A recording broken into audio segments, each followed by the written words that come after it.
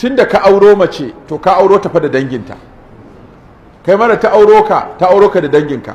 Shi kuma kare in bai san ka ba ko babaka ce sai ya mata haushi, kuma ko babaka ce sai ya cije ta.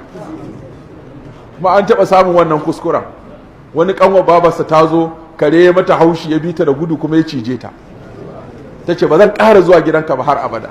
Aka yi ta bata haƙuri aka ɗauke karen. So da shi kare kuma ba za ka iya tara danginka gaba ɗaya ka ce to kai kare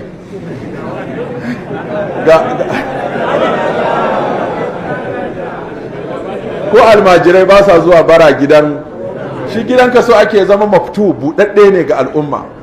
Baƙo ya zo, almajiri ya zo, danginka su zo, danginta su zo, maƙota su zo, a zo a yi zumunta. Shi kuma kare kai ya sani kawai da matarka da 'ya'yanka. Duk wanda ba wannan ba in ya gan shi maƙiyi ne, ya zo ne zai